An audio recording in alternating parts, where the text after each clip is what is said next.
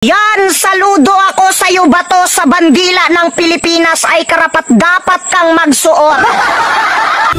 Tama ka, Senator Bato, willing to sacrifice everything.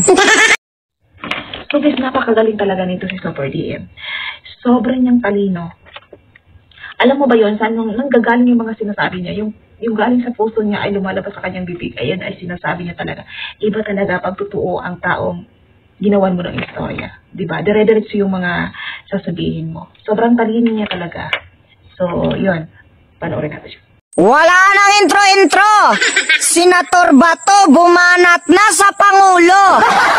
Yan ang gusto ko sa'yo. Kahit ikaw ay kalbo, patunayan mo na hindi ka masamang tao. Yan, saludo ako sa iyo, Bato, sa bandila ng Pilipinas ay karapat-dapat kang magsuot. Hindi tulad ng iba sa bayan natin, sila ang bangungot. Mahal ko rin ang Pangulo, pero sa ginawa ng kanyang mga aso, ako ay nalulungkot. Hindi natin siya kaaway, pero damay siya dito kahit ano pa ang palusot. Mga kabinete niya, puro mga asungot. At ang mga vlogger niya, puro pasikot-sikot. Hala, sige, banatan mo sila, Bato, kahit marami sila, at least hindi tayo kurakot. Babalik pa rin man tayo, pues wag tayong matakot. Sinasabi nila tayo daw ang tunay na adik, hamunin mo ng drug test, lahat sila natatakot. Mga sinungaling, lahat kayo parang nakasinghot. Mga vlogger kabinete na paiba-iba ang mga pautot. Senator Bato, marami na silang nilabag. Kaya kahit mag-isa ka lang, wag kang sumuko at wag kang pumayag. Alam ko ikaw lang ang tunay na may bayag. Yung iba puro mga bangag. Saludo ako sa iyo, Bato, tama ang iyong ipinapatupad. Kahit marami ang kalaban mo, doon ka pa rin sa tama, kaya wala kang katulad. Yung iba marami na ang bumabaliktad. Lumapit kay Tambaloslos at naging alagad. I am appealing to you, Mr. President. Please, listen to these people. Mr. President, sana ibalik mo ang buhay nito mga tao na ito to normal. Not only to the QGC members, but also to you policemen. Galing pa ito sa ibang region na ilang araw na dito. Walang matinong higaan, walang matinong kain, walang matinong tulog, walang matinong ligo. I am appealing to you, Mr. President. Please act on this. Huwag ninyo isara yung utak ninyo para mahuli lang si Pastor Kibuloy. You are willing to sacrifice everything. Tama ka, Senator Bato, willing to sacrifice everything. Kasi namimersonal na yan si Kuting. Tingnan ninyo, kahit wala si Kibuloy, patuloy pa rin na napapraning. Ito ang tunay na may kasalanan. Kasi matagal nang napatunayan. Yan ang hirap sa'yo, BBM, kasi kapag kakampi, kahit masama, pabayaan.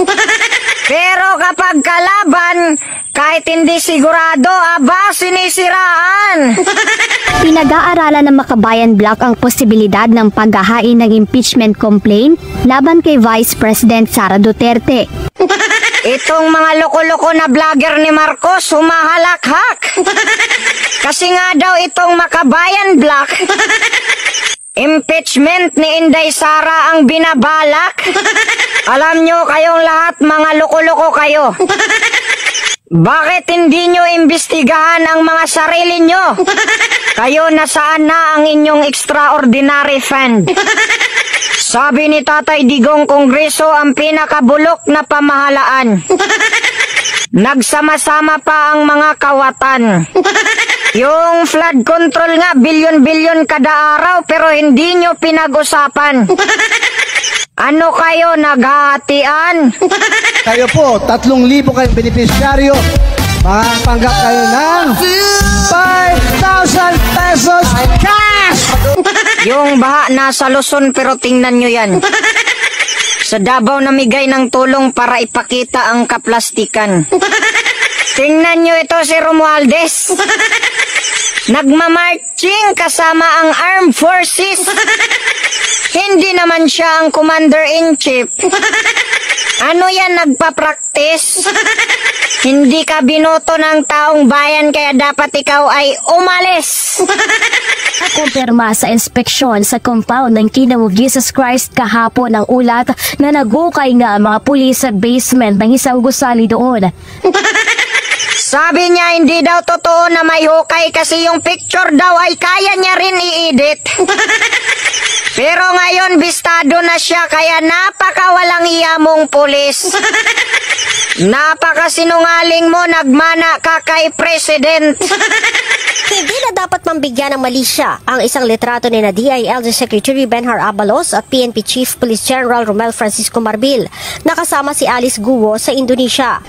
Aba, ngayon lang ako nakakita ng inaresto pero patawa-tawa pa. At itong dalawa pa picture-picture at pangiti-ngiti pa. Napapaisip tuloy ako. Siguro ginawa lang artista si Alice Go. Para gawing testigo. Para sirain ang kabila, mga gago. 24 anyos na si Cassandra Leong, ang negosyanteng iniuugnay sa iligal na operasyon ng Philippine Offshore Gaming Operator o POGO. Si Ong ay incorporator ng Whirlwind Corporation na nagpaupa ng lupa sa niraid na POGO Hub sa Porac, Pampanga. Wow, ang ganda naman ni Cassandra. Sana naging akin ka na. Totoo ba na may kasalanan yan o kwento-kwento lang nila? Kasi sabi ni Reza, turnover daw sa kanila. Baka naman bigla na lang yan mawawala. Yung akala natin nakakulong pero pinapalaya na pala. Malay natin yung mga artista tapos na ang kontrata nila. May mga kumakalat namang litrato ni Pangulong Bongbong Marcos kasama ang umano'y Pogo Big Boss na si Rainier II. Sa isang press conference kanina, inilabas si Atty. Ferdinand Topacio ang mga larawan ni Q kasama si PBBM. Wala siyang ibinigay na detalye, pero nasa mga senador na raw kung gusto nila itong imbestigahan. Wala pang reaksyon ang Malacanang tungkol dito. Kamakailan lang nang maglabas din si Topacio ng litrato ni PBBM kasama ni Cassandra Leong na inuugnay din sa iligal na Pogo. Oh, kakasabi ko lang, di ba? Si Duterte pinapayagan noon ng pugo.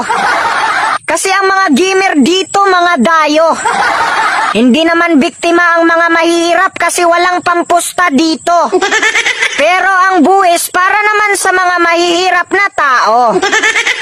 Pero ano ang nangyayari ngayon, mahal na Pangulo? Bakit may picture ka sa kanila? Ikaw yata ang may close kay Cassandra at kay Alice Go. Ano namang ginagawa niyong kwento? So guys, napakagaling talaga nito si Super DM. Sobrang niyang talino. Alam mo ba yon saan nanggagaling yung mga sinasabi niya? Yung galing sa puso niya ay lumalabas sa kanyang bibig. Ayan ay sinasabi niya talaga. Iba talaga pag totoo ang taong ginawan mo ng istorya. Diba? Dire-diretso yung mga sasabihin mo. Sobrang talino niya talaga. So, yun. Panoorin natin siya.